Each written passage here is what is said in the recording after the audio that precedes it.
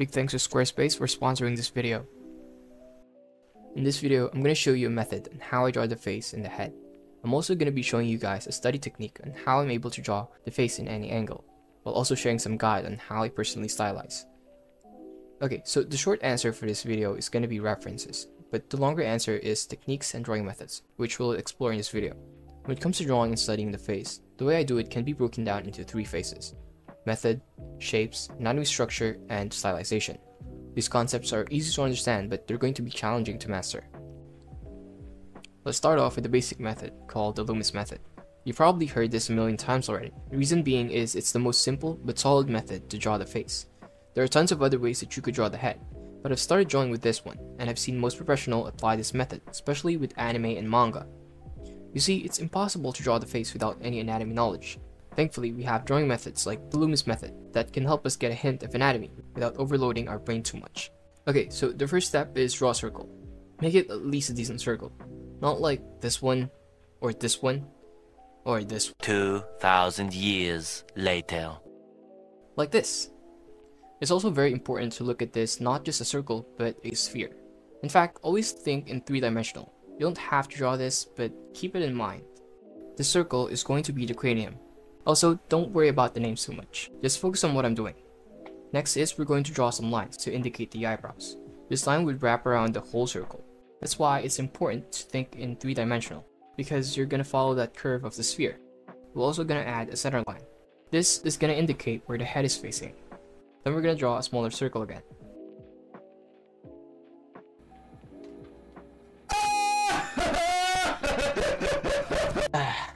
Here we go again. You have to stop drawing circles.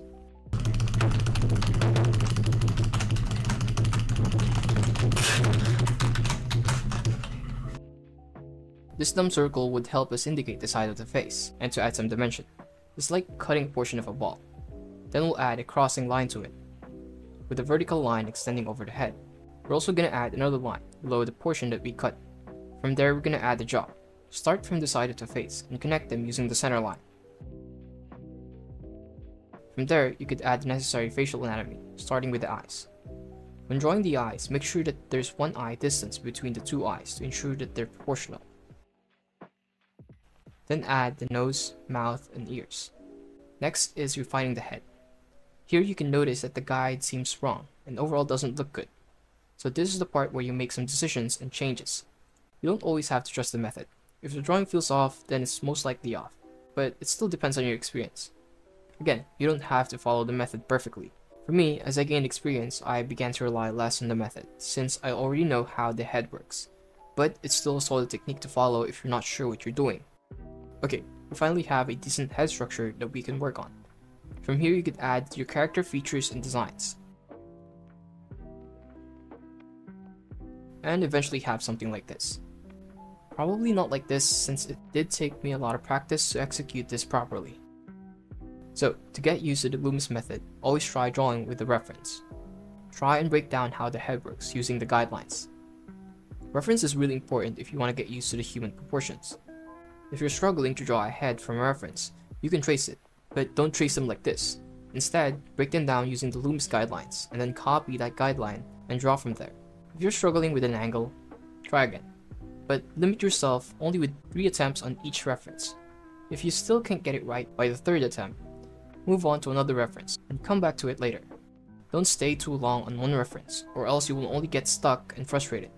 Always move forward and take breaks occasionally. You could do them fast, like 1 to 2 minutes on each reference, or you could go slow with 5 to 10 minutes. But it is better if you balance them both. My key to drawing the face is I always start with the eyes. You don't have to, but I once heard from a professional that if you can get the eyes to look right, then the whole face is going to be fine. Not the exact quote, but something like that. That's why I prioritize the eyes most of the time. But I still think having a good head structure is also really important. I think the eyes are the most important feature of the face, because the eyes are the window to our soul. And the eyes are the focal point of the face, which is the point of interest most of the time. People are more likely to pay attention to the eyes compared to the other facial features. That's why I like to simplify the nose and the mouth. Before we proceed, let's talk about today's sponsor. Squarespace is a complete website platform designed for users to excel online. Whether you're a beginner or overseeing a growing brand, Squarespace simplifies the process of building an attractive website, connecting with your audience, selling various things like products, content, or services, all in one convenient location. There are two ways that you can create a website.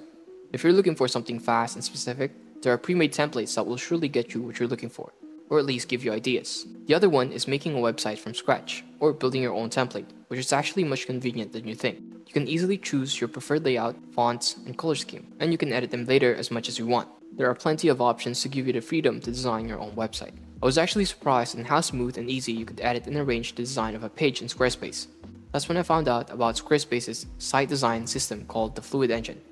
So, the Fluid Engine is an advanced website design system. Begin with a top-notch website template and use a reimagined drag-and-drop technology to customize every design element for desktop or mobile. Unleash your creativity online with Fluid Engine, seamlessly integrated and ready to use on any new Squarespace site. Check out squarespace.com for a free trial, and when you're ready to launch, go to squarespace.com/Nitro to save 10% off your first purchase of a website or a domain. Big thanks to Squarespace. Now let's get back to the video. Alright, let's move on to shapes. If you still have no idea what art fundamental is, this is it. There's a lot of fundamental, but I think the most important ones are shapes and my personal favorite, anatomy. So to further improve your skills, we're going to be using another method that is really useful and has saved me a lot of time when drawing the face. And that is drawing the cube. This is going to be your exercise. Draw a bunch of cubes whenever you can, because cube is going to be your best friend. It's going to help you understand a lot of stuff and would help you a lot with drawing heads. A cube is the most useful shape out there. They're like vegetables. They're boring, but they're good for you. So start drawing cubes. Bonus points if you apply perspective. Okay, so try drawing cubes from different angles like this. This is a drawing exercise to help you understand how space works. I've seen some professional artists practice this, even though they're already so good. So it might sound simple, but it can make a big difference in how you draw faces or anything else in general. Drawing cubes this way helps you get a feel for 3-dimension, so your drawing doesn't look flat or unrealistic. The neat thing about this exercise is that it's very flexible. You can draw cubes anywhere you like, from above, from the side, or at any interesting angles. Every time you draw cubes, you're basically building a foundation that will help you understand how spaces work. You could also try and break down references using just cubes. It's going to help you a lot to understand the facial structure and proportions. You'll eventually develop a concrete mental image of the face every time you draw simple cubes.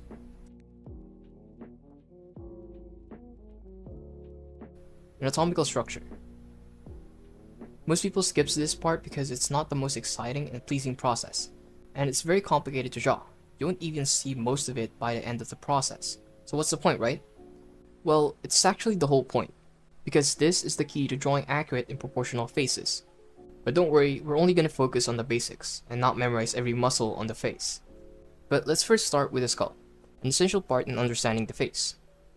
To construct the skull, we're going to use the knowledge about shapes and the Loomis method.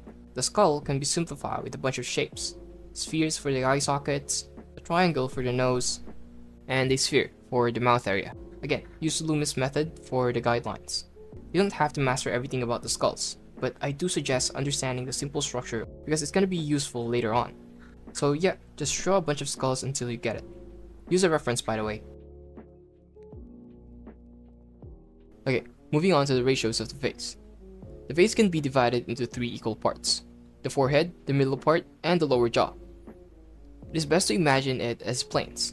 That is why it is really important to have a level of understanding of space here. By the way, this is mostly consistent, and it's usually the standard for most faces, but it can be altered by some stuff like age, perspective, stylistic preference, and other stuff. So, here are some examples on how you can adjust those ratios in accordance to your style. For example, for acute and feminine proportions, you would want to make the forehead area the biggest, and then for the middle and bottom part, you can adjust them however you like, as long as it's relatively smaller than the head. Another example would be drawing masculine or male characters. This is much more simpler because all you have to do is follow the standard ratios. You can adjust them a bit, but don't overdo it because it may look off.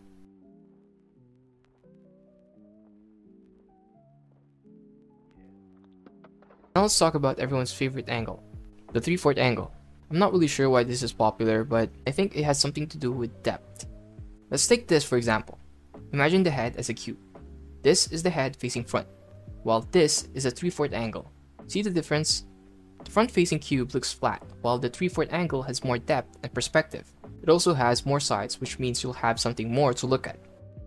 So, let's study the 3/4 angle of the face. The most prominent feature is going to be the side of the face, or the cheek area. If we look at the skull, the cheek is poking out, so the result would be this iconic angle. There are different ways that you could draw this. For male characters, they're usually sharp and straight, and the cheekbones are usually visible, but it still depends on the age and your style preference. For female or younger characters, the cheekbones are less visible, and the cheek area looks rounder and softer. Also, only take references from real life. This will ensure that your drawings is as realistic as it can be. And when you're choosing references, make sure that it's taken by a professional with good quality lighting, composition, and other stuff. A good source would be Pinterest. I would avoid photos with distractions. It's better to draw something that is natural, with most of the face being visible and clear. Always remember, when using reference, you don't actually just copy. You're kind of recreating the image, and that's how I mostly draw. I've already developed a mental blueprint for how to draw, and I just use that blueprint to reconstruct the reference that I'm looking at. Does that make sense? Anyway, the planes of the face. This is the Asaro head. It's a 3D model of the head to help you understand the facial anatomy better. This is what you want to study if you mainly want to paint the face realistically, or if you want to understand the face in terms of lighting and structure. I suggest getting used to the techniques that I mentioned earlier, because you're really gonna need it here. Using the guidelines and the ratios that we talked about earlier, you're gonna be copying a bunch of these. There's not much I could say about this because I think you're gonna understand it better if you try it for yourself.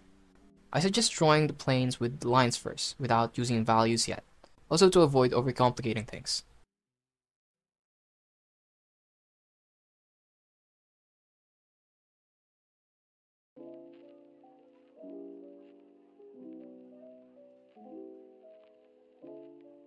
So how do you stylize the face? Well, here's what I would do. I would create a reference board with all of my favorite artworks and artists, and I would just redraw them. That's it. I would consistently study them over a period of time, analyze their art and imitate them, because if you want to force an art style, you have to be great at copying and at the same time understanding what you're doing. So you basically have to get fundamental knowledge and copying skills if you want to learn an art style effectively. Here's an example. My favorite style of art is anime and manga, so it's only natural to look at anime and manga for reference, right? Well, yeah, but I have a better idea.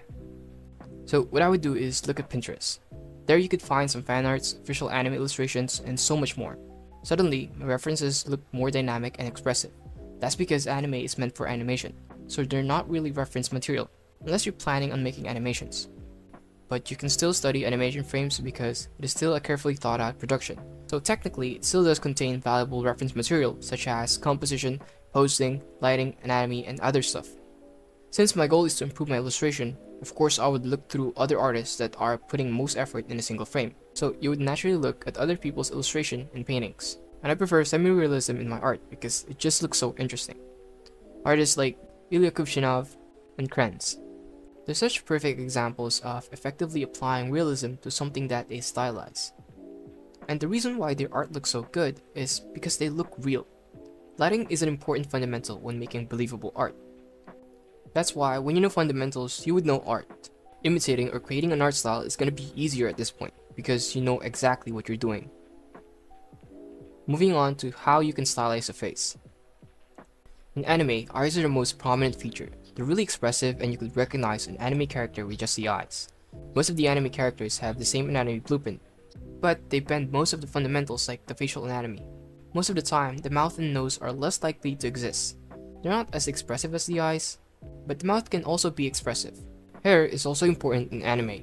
They usually don't follow the rules of physics, so you can be expressive with the hair as much as you want. In terms of the overall head shape and appearance, they usually simplify its construction to make it easier to replicate. That's why most of the anime characters have the same face syndrome, because they're following a standard. So those are just examples of facial features that you can modify. We can go in depth on how you can actually stylize them in another video. So to summarize, if you want a realistic or semi-realistic art style, study real people and realistic proportions. If you want to learn style, look at other people's art or just watch anime and study some frames. Again, fundamentals over design. And that's it. Hopefully this video helps you, and as always my friend, see you on the next one. Peace.